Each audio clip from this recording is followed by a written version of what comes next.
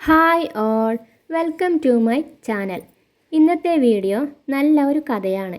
അപ്പോൾ നീട്ടി വലിച്ച് പറയുന്നില്ല, നമുക്ക് നേരെ കഥയിലോട്ട് പോകാം. അപ്പോൾ നമുക്ക് കഥ കേട്ടാലോ?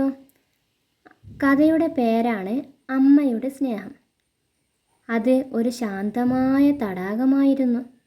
തടാകക്കരയിലും ചുറ്റിനുമുള്ള മരങ്ങളിലുമായി അനേകം പക്ഷികൾ വസിച്ചിരുന്നു. അക്കൂട്ടത്തിൽ താറാവുകളുടെ ഒരു കുടുംബമുണ്ടായിരുന്നു. അമ്മ താറാവ് നീന്തുവാനും ഭക്ഷണം തേടുവാനും കുഞ്ഞുങ്ങളെ പഠിപ്പിച്ചു തുടങ്ങി. എങ്ങും സന്തോഷം നിറഞ്ഞു നിന്നു. അമ്മത്താറാവും കുഞ്ഞുങ്ങളും തടാകത്തിൽ നീന്തിത്തുടിച്ചും തടാകക്കരയിൽ ഉല്ലസിച്ചും നടന്നു പോന്നു. ജീവിതം എല്ലാ അർത്ഥത്തിലും അവർ ആസ്വദിച്ചു കൊണ്ടിരുന്നു. ഒരു ദിവസം അമ്മത്താറാവ് സൂത്രശാലിയായ ഒരു കുറുക്കൻ അവിടെയൊക്കെ കറങ്ങി നടക്കുന്നത് കണ്ടു. അതിവേഗം മക്കളുടെ അടുത്ത് ഓടിയെത്തിയ അവൾ പറഞ്ഞു, കുഞ്ഞുങ്ങളെ, ഇവിടെ ഒരു കുറുക്കൻ കറങ്ങി നടക്കുന്നുണ്ട്. തടാകത്തിൽ നിന്ന് പുറത്തു വരുമ്പോൾ സൂക്ഷിക്കണം. അവൻ നിങ്ങളെ ഉപദ്രവിച്ചേക്കും.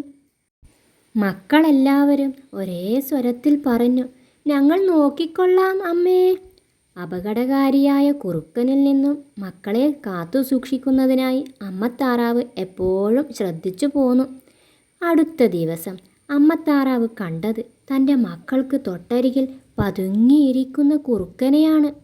അവൾ മക്കളെ വിളിച്ച് ഉറക്കെ പറഞ്ഞു, വെള്ളത്തിലേക്ക് എടുത്തു ചാടുക കുഞ്ഞുങ്ങളെ, കുറുക്കൻ നിങ്ങളുടെ തൊട്ടരികിൽ പതുങ്ങിയിരിപ്പുണ്ട്. അവൾ കുറുക്കൻ്റെ അരികിലേക്ക് ഓടി. തൻ്റെ അരികിലേക്ക് വരുന്ന താറാവിനെ കണ്ട് കിട്ടാൻ പോകുന്ന മൃഷ്ടാന്ന ഭോജനം ഓർത്ത് അവൻ സന്തോഷിച്ചു. അവൾ അടുത്തേക്ക് വരുവാനായി അവൻ കാത്തിരുന്നു. കുറുക്കൻ്റെ അരികിലേക്ക് പകുതി ദൂരം എത്തിയ അമ്മത്താറാവ് തിരിഞ്ഞു നോക്കി. മക്കളെല്ലാം വെള്ളത്തിലേക്ക് ചിറകടിച്ചു ചാടുന്നത് അവൾ കണ്ടു. മുറിവേറ്റതായി ഭാവിച്ച് അവൾ മുടന്തുവാൻ തുടങ്ങി. ഇതാണ് സമയം എന്ന് വിചാരിച്ചുകൊണ്ട് കുറുക്കൻ അവളുടെ മേൽ ചാടി വീണു.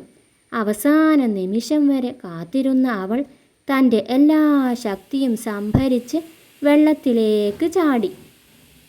കുറുക്കന് പിടികിട്ടിയില്ല.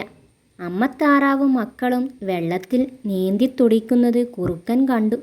ഇളിഭ്യനായ അവൻ ഭക്ഷണം തേടി മറ്റെവിടേക്കോ നടന്നകന്നു. ഈ കഥയിൽ നിന്ന് നമുക്ക് എന്താണ് മനസ്സിലാകുന്നത്? അമ്മയുടെ സ്നേഹത്തിന് തുല്യമായി ഒന്നുമില്ല എന്ന്, അല്ലേ?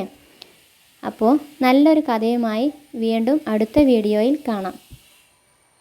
കഥ ഇഷ്ടപ്പെട്ടാൽ ലൈക്ക് ചെയ്യാൻ മറക്കല്ലേ.